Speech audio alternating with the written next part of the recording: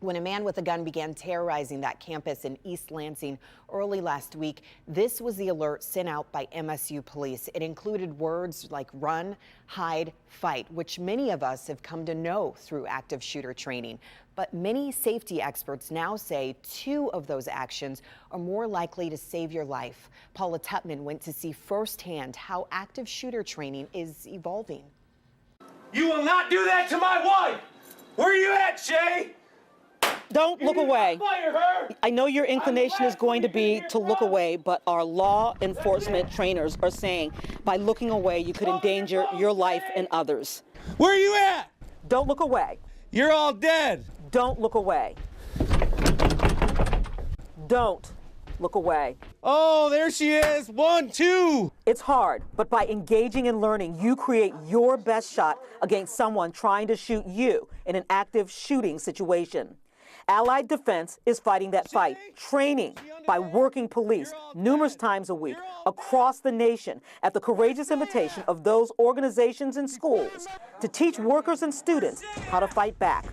This is Chemical in Southfield. I worry about keeping them safe, making sure they go home to their families, because you go to work to just perform your duties, and I want them to go home and be safe. Oh, he's gonna run! There are numerous active shooter training models being taught, but this newer philosophy does not subscribe to run, hide, fight.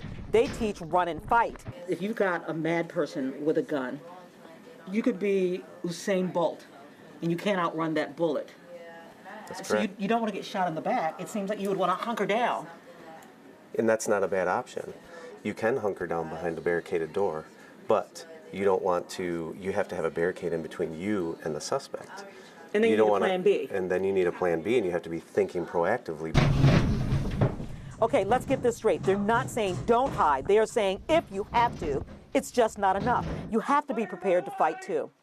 The group is tested before the training to see how they'll react and to figure out defaults. An uninformed default: flee, freeze, fight. Freeze gets you killed. She under there? You're all dead. You're all dead. Where you at, Shay? Are you reinforcing that door so they can't get through it? Are you thinking about an escape option? What are you doing? Because if you're just hiding behind that closed door, if it fails, you have to be ready. Are you going to fight? Are you going to fight for your life? Where's Shay at? She fired my wife! Lieutenant John Swartz and Sergeant Scott Thiede fire off blanks and yell and scream. They create real-life chaos. One brave employee actually stops the scenario by finally grabbing the gunman.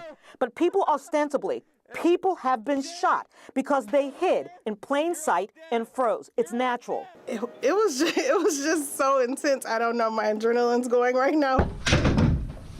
But then they learn the last resort: incapacitate. Once you barricade, you're not done. You develop a plan. You don't want to go after the gunman if you don't have to. But if that gunman gets in, you have to have the mindset to disrupt what they're doing. And that means everyday items can become weapons. Coffee pots, fire extinguishers can blind and debilitate an assailant. A coffee pot can distract. If it has coffee in it, great, throw it. A stapler. But the winning mindset: commit, don't quit. What we assume that we're going to do when you're placed in that situation is totally the opposite, because we can plan and prepare and say, okay, we're going to do this if this happens.